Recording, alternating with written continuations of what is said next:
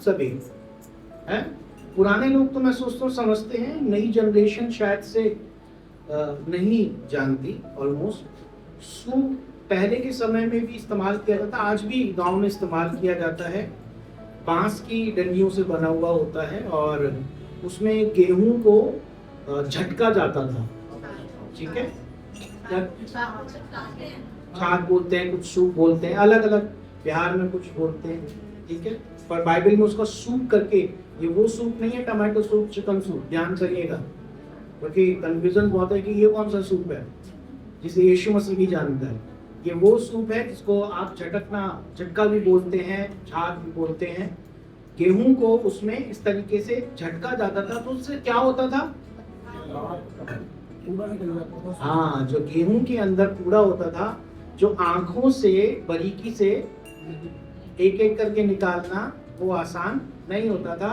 तो ऐसे करने से गेहूं पीछे की तरफ होता था और वो जो गंदगी होती थी वो आगे की तरफ आ जाया करती थी, झटक जाया करती थी, गिर जाया करती थी। यीशु मसीह के विषय में यूहन्ना बपतिस्मा देने वाला यहाँ पर उसके लिए एक टिप्पणी दे रहा है, और वो टिप्पणी इस तरीके से दे रहा है कि मैं इस योग्य नहीं हूं कि उसको बपतिस्मा दूं, एक है जो मेरे बाद आने वाला है। यही सारे शब्द हैं वहां पर। 11 पद को भी पढ़ने जरा सा। मैं तो पानी से तुम्हें मन फिराव का बपतिस्मा देता हूँ, हाँ। परंतु जो मेरे बाद आने वाला है वह मुझसे शक्तिशाली है। मेरे बाद भी एक आने वाला है और वो मुझसे अधिक शक्तिशाली है। मैं उसकी जूती उठाने के योग्य नहीं। मैं किसी भी योग्य नहीं हूँ, जूती उठाने तक के लिए मैं योग्य नहीं हूँ, पर वह तुम्हें पवित्र आत्मा और आग से बपतिस्मा देगा। वह तुम्हें पवित्र आत्मा और आग से बपतिस्मा देगा। फिर आगे इस आयत को हम पढ़ते हैं कि उसके विषय में उसका यहाँ पर जो चरित्र दिखाई दे रहा है वो न्याय का चरित्र दिखाई दे रहा है, ठीक है। एक ऐसा न्याय जो वो पल भर में कर देगा। झटकना जो होता है उस सूप से, छाछ से, वो पल भर का होता है।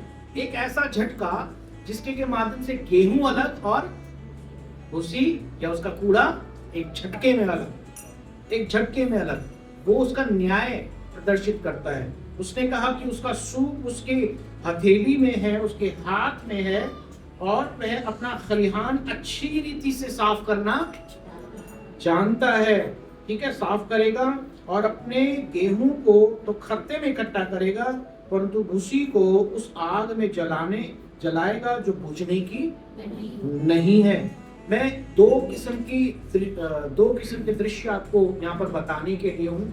एक जो उसने यहाँ पर दृश्य दिया कि वो न्याय करने वाला परमेश्वर है। ये ध्यान रखिएगा कि हमारा परमेश्वर न्याय करने वाला परमेश्वर है।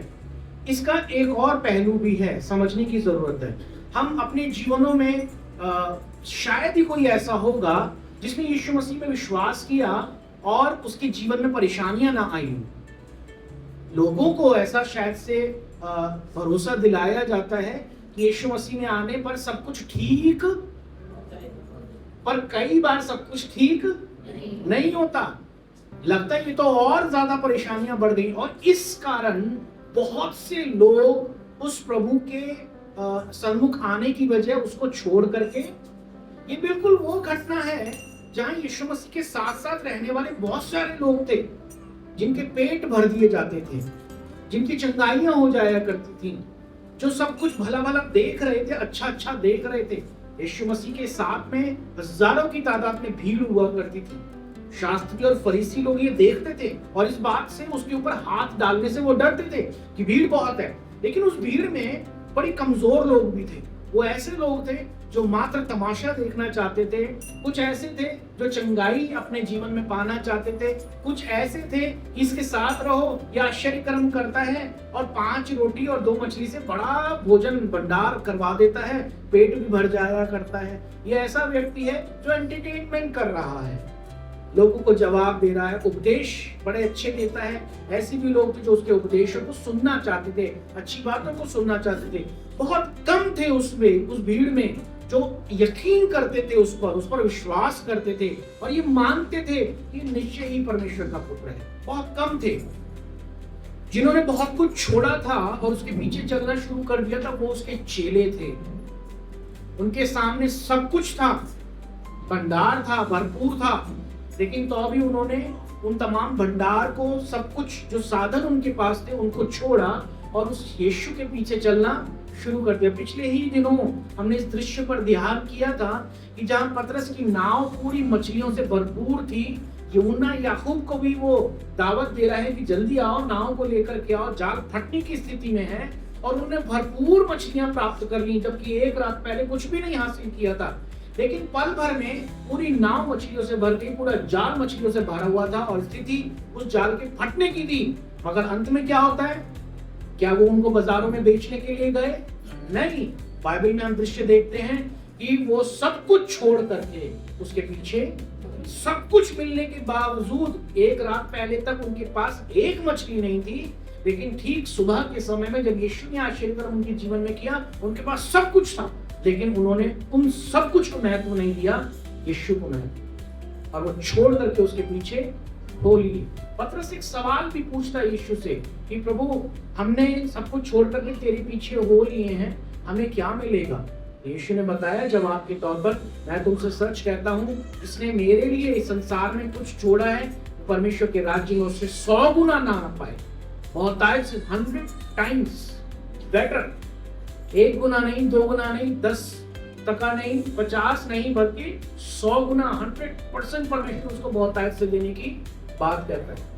अब यहाँ पर इस परमेश्वर का एक न्याय जो हमको दिखाई देता है, मैंने यूं करके कहा कि ये केवल न्याय की ही तक बात नहीं है कि परमेश्वर न्याय करता है, बट एक और भी चीज है कि जब हमने प्रभु पर विश्वास करना शुरू कर लिया तो समस्याओं को घटने की बजाय और अधिकाई से बढ़नी शुरू होगी, तंगी हालत। और हो सकता है कि शुरुआत के समय में ना हो सकता है कि 1-2 साल बाद परेशानियों ने, समस्याओं ने घेर लिया हो सकता है कि बहुत लंबे अरसे बाद आपके और हमारे जीवन में एक ऐसी समस्याएं आ गई जो कि अब असहनीय सी लगती है, बड़ी मुश्किल लगती है। मैं आपको बताना मांगता हूं मेरे प्रियो, एक छोटे से शब्द में, कि हमारा परमेश्वर हम पर दृष्टि करे रखता है। हमारा परमेश्वर हम पर दृष्टि करे रखता है। हम अगर अपने जीवन में नॉर्मली चल रहे हों, साधारण तरीके से चल रहे हों, अगर कोई हमें धक्का दे दे, हाउ फील विल बी, कैसा फील करेंगे? गुस्सा आएगा। यस, हालात पहले से ही बदतर हैं, परेशानी और समस्याओं का स्ट्रेस ऑलरेडी ज्यादा है, लेवल हाई है। इसको कहा जाता है कि ऑलरेडी फ्रस्ट्रेटेड हैं। एक और व्यक्ति धक्का दे करके तो वो फ्रस्ट्रेशन भी निकालने की स्थिति आ जाती है। कभी कभी बाहर का गुस्सा घर में निकलता है, घर का गुस्सा बाहर में निकलता है, और कभी कभी अच्छे व्यक्ति के ऊपर निकल जाता है जो सीधा होता है। तो बहुत कुछ लाइफ में जब बिगड़ रहा होता है, उस समय में एक और कोई ठोकर लगा दे तो अच्छा तो आनंद तो मिलेगा नहीं, लाजमी है। पर मैं आपको बताना मांगता हूँ कि परम प्रधान परमेश्वर कुछ ऐसा ही करता है। बस संयम रखें, और संयम यूं करके रखें कि आप परमेश्वर के हाथ में ही हैं और आप परमेश्वर के उस सूप में हैं। परमेश्वर एक झटका देगा आपकी जिंदगी से, तो उस झटकने से ना, सूप से, या जो आप उसको बोलते हैं, कितनी बार झटकते हैं? पुराने लोगों को मालूम कितनी बार। मैं अपनी मम्मी को देखा करता था जब छोटी थी, तो कभी यूं करती थी, कभी यूं करती थी, फिर कभी पीछे करती थी, फिर कभी आगे करते करते ऐसे लगभग मल्टीपल टाइम्स वो बहुत बार उसको यूं करके झटक दिया करती थी। और ये हमारी जिंदगी में परमेश्वर करता रहेगा, और तब तक करता रहेगा जब तक सारी गंदगी हमारी जिंदगी से, परेशानियां, समस्याएं झटक ना जाए। इसलिए उस झटकने से अफसोस ना करें, चिड़चिड़ाएं ना, हे खुदा तूने ये क्या कर दिया, हे परमेश्वर तूने ये क्या कर दिया, ये क्या हो रहा है मेरे साथ में। अफसोस ना करें, क्योंकि परमेश्वर आपको साफ कर रहा है। हालेलुया। परमेश्वर आपको तैयार कर रहा है अपने खलिहान में इकट्ठा करने के लिए। परमेश्वर आपको बेटर कर रहा है। हम साफ गेहूं की डिमांड करते हैं, साफ आटे की डिमांड करते हैं, 100% प्योर की डिमांड करते हैं। परमेश्वर भी तो अपने राज्य में प्योर लोगों को लेकर के जाना चाहता है, इसीलिए वो झटका देता है। इसीलिए कभी लाइफ में झटके वटके मिले तो अफसोस मत करना, परमेश्वर से कहना कि प्रभु और झटक। हालेलुया। क्या कहेंगे? प्रभु,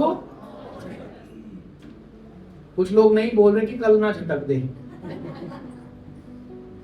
प्रभु और झटक, जोर से, ताकि मैं साफ हो जाऊं। हालेलुया। ये है परमेश्वर जो मुझको और आपको इस झटकने से निखारता है। उसका सूप उसके हाथ में है और वो अच्छी तरह से अपने खलिहान को भरना जानता है, अपने खलिहान को साफ रखना जानता है। बाइबल में गेहूं और भूसी के लिए कई दृश्य दिखाए गए हैं। गेहूं जो है वो एक अच्छे व्यक्तित्व को दिखाता है और भूसी जो है वो बुरे व्यक्तित्व को दिखाती है। Praise the Lord. कुछ एक आयतों को और इसी अध्याय में है, कुछ एक आयतों को और थोड़ा सा देख लीजिए। इसी में 13 अध्याय पर आइए, सॉरी 13 अध्याय 30 पद पे, यस 13 अध्याय, मत्ती का 13 अध्याय उसका 30 पद, जहां पर जंगली दाने का और गेहूं का हम लोग दृश्य देखते हैं। 30 पद 30 वर्ष। और कटनी के समय में काटने वाले से कहूंगा कि इस जंगली दाने के पौधे बटोर कर जलाने के लिए उठे कट्टे बांध लो। हाँ। और गेहूं को मेरे खन्ने में इकट्ठा कर। दोनों दाने हैं यहाँ पर, जंगली भी हैं और गेहूं के अच्छे भी हैं। वो कह रहे दोनों को एक साथ बढ़ने दो, एक साथ अभी रहने दो, इनको अभी कुछ मत करना। वो कहता है कि कटनी तक दोनों को एक साथ, तो यानी कि कुछ चीजें हमारे साथ थोड़ा लंबा वक्त तक चल सकती है। हालेलुया। हाँ, ये लगता है ना कि हालेलुया वाला विषय तो नहीं है, लंबे समय तक परेशानियां रहेंगी तो ये कैसे हालेलुया हो गया, पर लंबे समय तक ये परेशानियां रहेंगी ताकि उन तमाम चीजों को हमसे अलग किया जाए और हमें अपने राज्य में ले लिया जाए। ठीक है, वो कोई भी समय हो, ध्यान रखिएगा कि आप और मैं यहाँ पर इस पृथ्वी पर कितने वर्ष के लिए जीवित है? 60, 70। बाइबल में देखिए, पुराने अहदनामे से बिल्कुल उत्पत्ति से अगर देखेंगे तो सबसे पहला मनुष्य की आयु कितनी थी? आदम की 930। मथुशेलह की आयु कितनी थी? 69 वर्ष। वो आदम से भी ऊपर उम्र में जिया। फिर धीरे धीरे ये आयु घटती चली गई। जब हम निर्गमन की किताब में आते हैं 120 वर्ष, लेकिन जब दाऊद के भजन में हम पढ़ते तो वो क्या कहता है कि मनुष्य की आयु 70, बल के कारण 80 वर्ष। तो ये 80 साल की उम्र के लिए हम लोग कसरत कर रहे होते हैं। और यहाँ पर हम लोग जो कसरत कर रहे हैं कि अच्छा जीवन, अच्छा जीवन, अच्छा जीवन, एक्चुअली में ये अच्छा जीवन तो मात्र हमारी तैयारी है। ये हमें जीने के लिए 70 वर्ष दिए गए हैं, लेकिन परमेश्वर एक्चुअली में हमें कितने वर्ष देने के लिए है? अनंत जीवन। नो लिमिट्स ऑफ इयर्स, कोई लिमिट नहीं है सालों की, उन वर्षों की कोई लिमिट नहीं है। वो साल दर साल, साल दर साल बढ़ते रहेंगे। अनंत जीवन जहां ना समाप्ति है ना अंत है, कभी खत्म ना होने वाले वर्ष, वो जीवन के लिए। अब सोच के देखिए कि 70 ज्यादा या अनंत ज्यादा? हमें तो ज्यादा की चाह रहती है ना, है ना, हमारा तो स्वभाव है कि ज्यादा मिलना चाहिए। तो उस ज्यादा की चाह के लिए ये 70 वर्ष में अगर उतार चढ़ाव रहे भी तो अफसोस मत करिएगा। ये उतार चढ़ाव इसीलिए है कि वो दोनों समय पर बढ़ते चले जाएं, हम भी जैसे तैसे करके बढ़ते चले जाएं। लेकिन जब परमेश्वर न्याय करेगा तो उन जंगलियों को अलग करेगा और हमें अपने खत्ते में इकट्ठा करेगा। हालेलुया। इसलिए वो कहता है कि जंगली दानों को और गेहूं को दोनों को कटनी के समय तक बढ़ने दो। कटनी जो है वो परमेश्वर का न्याय, अंत का दिन है। जब कटनी का समय आएगा वो काटने वालों को कहेगा कि पहले जंगली दानों के पौधे बटोर करके किसमें, पहले उनको अलग करो। और क्या करना है? उनको जला देना है, उनको खत्म कर देना है। फिर लिखा है कि गेहूं को मेरे खत्ते में इकट्ठा करो। एक और दृश्य देखिए इसी 13 अध्याय और उसके 49 पद तक, 49 वर्ष में मुझको आपको वहां पढ़ने के लिए मिलता है कि जगत के अंत में ऐसा ही होगा कि स्वर्गदूत आकर के दुष्टों को धर्मियों से, दुष्टों को क्या कर रहा है? परमेश्वर अलग कर रहा है और धर्मियों को, हमें परमेश्वर धर्मी ठहरा करके अपने उस धार्मिक जगह पर, उस स्थान पर जहाँ धर्म वास करता है, जहाँ परमेश्वर की धार्मिकता वास करती है, परमेश्वर का राज्य मुझको और आपको वहां पर ले जाने के लिए है। इसलिए मत्ती रचित सुसमाचार के अंदर 25वें अध्याय में आइए और उसके 32 पद पर गौर करिए। एक और दृश्य आपको दिखाई देगा यहाँ पर, भेड़ और बकरियों का। जोर से फिर से 32 पद। और सब जातियां उसके सामने इकट्ठा की जाएगी, और जैसे चरवाहा भेड़ों को बकरियां से अलग कर देते हैं, वैसा ही वह उन्हें एक दूसरे से अलग करेगा। बाइबल में 32 पद में लिखा है, और सब जातियां उसके सामने इकट्ठा की जाएगी। सब जातियां, ठीक है। तो केवल शायद हम नहीं होंगे, और भी जातियां होंगी, भरपूर लोग होंगे। जब न्याय सिंहासन पर वो न्याय करने के लिए होगा, तो लिखा है कि सब जातियां उसके सामने इकट्ठी की जाएंगी, और जैसे चरवाहा भेड़ों को बकरियों से अलग करता है, जो मैं कर रहे होते हैं उनको अलग करेगा। और भेड़ जो सीधी भोली होती है, परमेश्वर ने अपने लोगों को भेड़ करके दृश्य दिया है, भेड़ करके संबोधित किया है ना, कि वो एक अच्छा चरवाहा है, और एक भेड़ जो खो गई थी उसको ढूंढने के लिए वो 99 को छोड़ करके चला गया। वो जगत का मेमना, वो भेड़ का बच्चा मेमना, जो मेरे और आपके लिए कुर्बान हुआ। भेड़ जो ऊन कतरने के समय में मालिक को काटती नहीं है, लात नहीं मारती है, सर नहीं मारती है, बल्कि चुपचाप अपनी ऊन को कतरने देती है, भोली हो करके। मेरे प्रियो, इसलिए उसने कहा कि वो बकरियों को अलग करेगा और भेड़ को अलग करेगा। तमाम जातियों में से परमेश्वर मुझको और आपको अलग करेगा, मुझको और आपको अलग करेगा। और किस लिए अलग करेगा? अपने राज्य में लेने के लिए वो मुझको और आपको अलग करेगा। एक और स्तर आप देखिए, लूका रचित सुसमाचार उसका 17वां अध्याय, चैप्टर 17,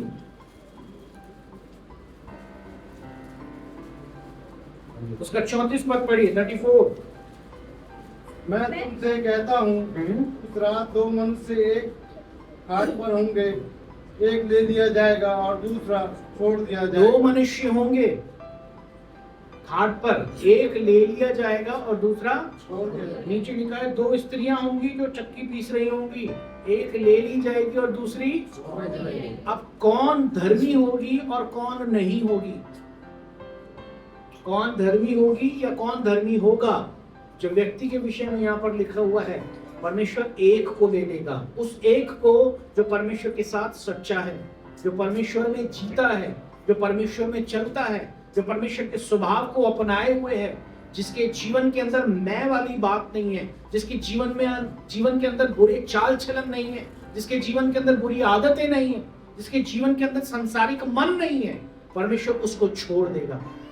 जो परमेश्वर को पसंद नहीं है और जो परमेश्वर में जीवन व्यतीत करते हैं, उनको अपने राज्य में एक ले लिया जाएगा और एक छोड़ दिया जाएगा।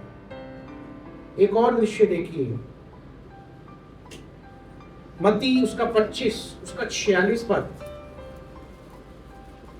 ये सारे इसी के अंदर बाइबल में दो करके परमेश्वर ने कई बार तस्वीरों के माध्यम से समझाया है कि सही क्या होगा और गलत क्या होगा। 25 का पढ़ दीजिए, 46 पद। 46। और ये अनंत दंड भोगेंगे, परंतु धर्मी अनंत जीवन में प्रवेश करेंगे। वो होंगे जो दुष्ट होंगे, वो होंगे जो परमेश्वर की खिलाफत कर रहे होंगे, वो होंगे जो परमेश्वर के मन के मुताबिक नहीं होंगे, ना स्वभाव से, ना चाल चलन से, ना जीवन से, बल्कि संसार की मन के अनुसार चलने वाले होंगे। तो लिखा हुआ है कि ये अनंत दंड भोगेंगे, परंतु धर्मी अनंत जीवन में प्रवेश करेंगे। 60, 70, 50 साल, 10, 20 साल ये सब दुखों में चले जाए, डजंट मैटर।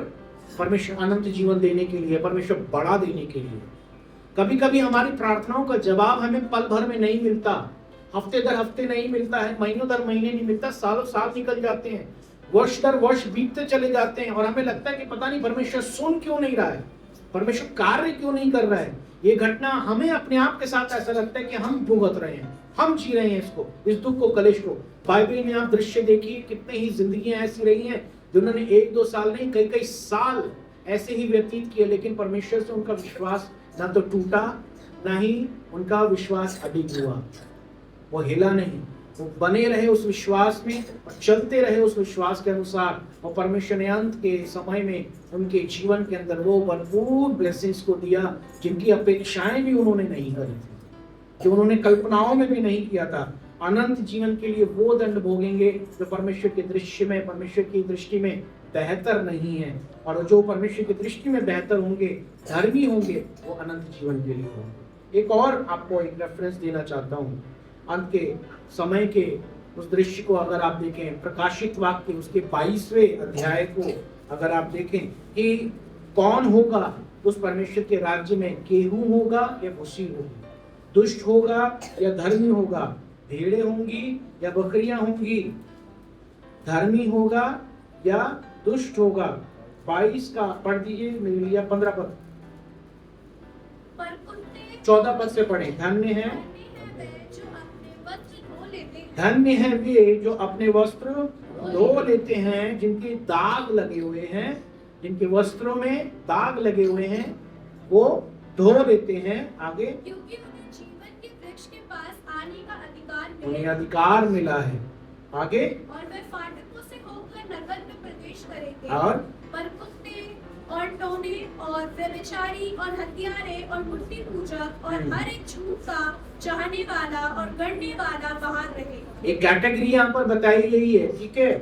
कुत्ते, टोने और व्यभिचारी और हत्यारे और मूर्ति पूजक और हर एक झूठ का चाहने वाला और गढ़ने वाला कहाँ रहेगा?